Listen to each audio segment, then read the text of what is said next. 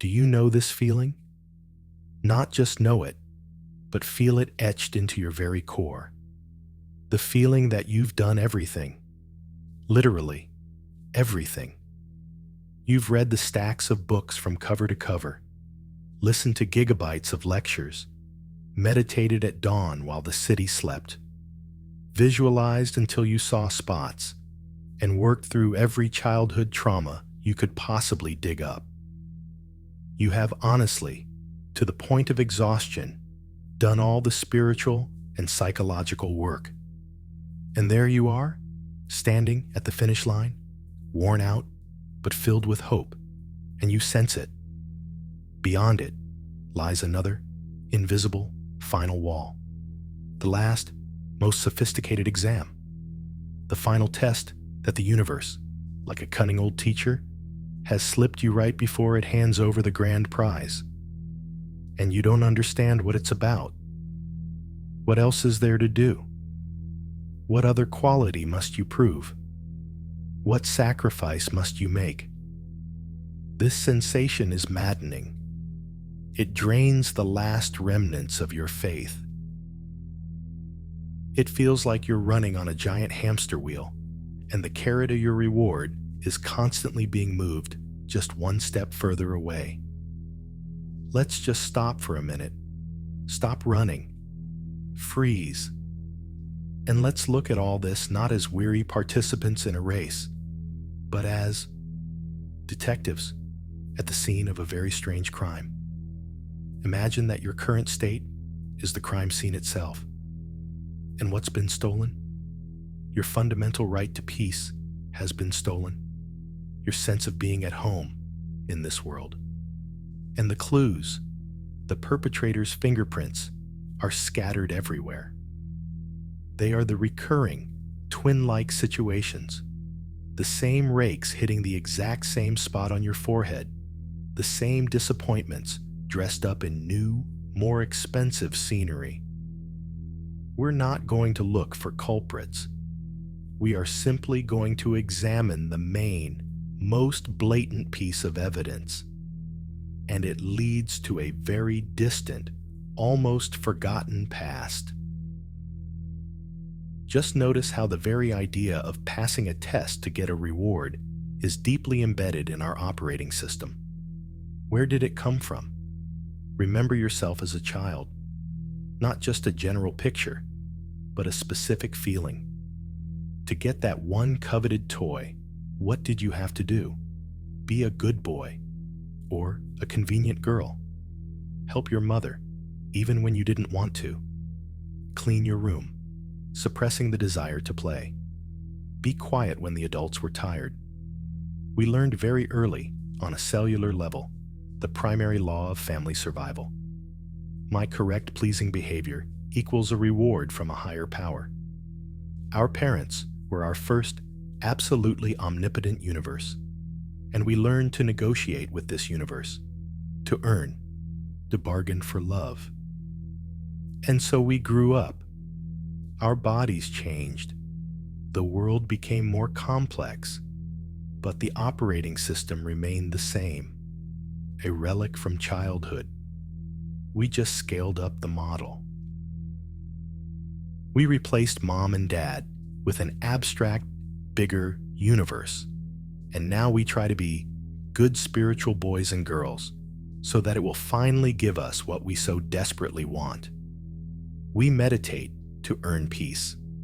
We recite affirmations to earn money. We forgive all our offenders to earn love. We are constantly trying to pass an invisible exam for an invisible examiner, hoping for a good grade. But this is where it all gets truly strange. What if there is no examiner? What if this entire structure is just a virtuosic trap of our own mind, based on a very ancient and once useful childhood survival program? Let's continue our investigation. We're dismissing the obvious external suspects. It's not karma, not Mercury in retrograde, not a curse, and not a lack of positive thinking. These are all alibis our mind invents to avoid looking at one single point. all the evidence leads inward. And now, we must interrogate the main and only witness. This witness is your automatic, instantaneous, reflexive reaction at the very moment you do not get what you want. Just feel that right now. You wanted something desperately. You were sure that it was just around the corner, almost there, and it doesn't happen. The deal falls through. The person you love leaves. The project fails. What happens inside you in that split second, before you've even had a chance to think about it? A tightening in your chest, a stab of icy resentment, a hot wave of anger, a gray, viscous desire to give up and surrender everything. There it is. That is the heart of the mechanism that we mistakenly call the test. Modern neuroscience tells us that our brain operates like a prediction machine. It doesn't so much react to reality as it constantly creates a model of the future and compares it to what is happening. And when you want something badly, it creates a neural version of reality in advance, in detail, where you have already received it. It's already anticipating that sweet cocktail of dopamine and serotonin. And when the real world crudely fails to match this forecast, a system error occurs. Error 404, desire not found. And this biochemical pain of a system error, that is what we experience as suffering. Now let's return to our childhood analogy, but look deeper. What does a child do when they don't get the toy? They cry, they scream, they sulk, and very often, it works. The parent, tired of the noise or moved by sympathy, gives in and gives them what they want. It was an effective strategy for manipulating reality. And here we are, grown, respectable adults, doing the exact same thing. Only not on the supermarket floor, but in the subtle, energetic space within ourselves. Our inner child begins to energetically cry. We get upset. We fall into apathy. We get angry at the world. We pity ourselves to tears. This is our adult way of stomping our feet. We unconsciously hope that the big parent universe will see our pain, take pity, and say, okay, don't cry. Here, take your candy. And so, we sit and wait for years, thinking that this is the very test of endurance and patience. But what if the universe is waiting for something entirely different?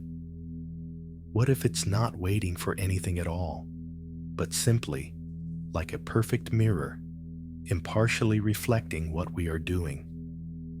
We broadcast into the world the state of, I am suffering because I don't have this. And the world obediently, with physical precision, reflects back to us a reality in which we don't have it, and we continue to suffer. It all adds up. The culprit has been found. It's our own automatic response mechanism, a technical moment. If what is being said here resonates with you, press subscribe. It will help these ideas reach others who need to hear them. And so, we arrive at the resolution. At the moment where the entire case is closed, and the illusion crumbles to dust. The moment you truly feel this, not just understand it with your intellect, the whole construct will collapse.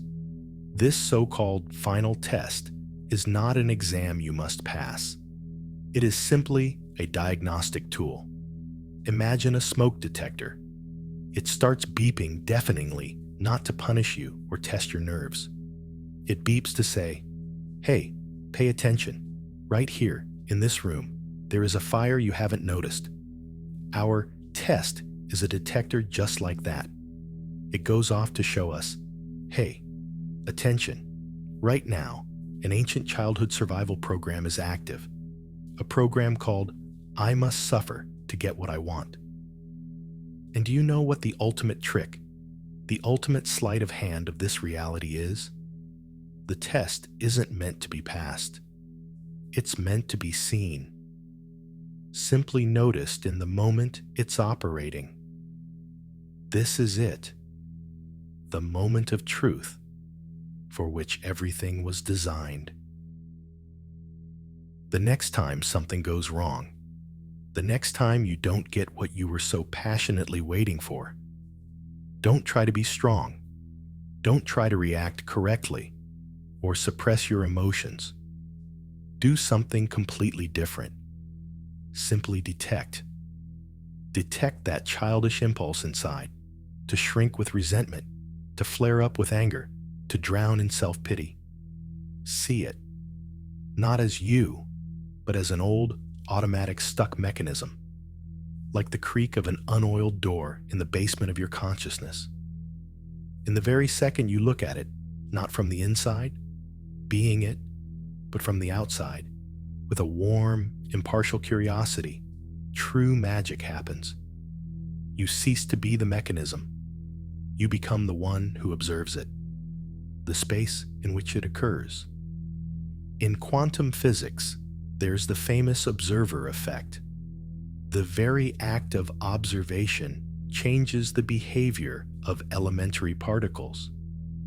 This is the exact same law, but on the level of consciousness. As long as you are fully identified with the drama of poor, miserable me not getting what I want, that drama will be real, dense, and painful. But as soon as you become a silent, warm witness to this drama within yourself, it loses its gravity, its power over you. The test disappears. Why? Because the one taking the test disappears. That small, frightened child inside, who is trying to bargain with the world for love and security through suffering, is gone. And then, in the silence that follows, you discover the funniest and most liberating thing in the entire universe. The universe was never hiding anything from you. There were no locks, no keys, no exams, and no tests. The door was always open. You were just pressing against it with your forehead, pushing it away from you with all your might, while it always opened towards you. Stop pushing. Stop fighting. Stop earning. Stop taking the test. Simply notice your own pushing mechanism. And now that you've seen this, you won't be able to unsee it. Welcome to a new reality. It is far simpler and kinder than it seems.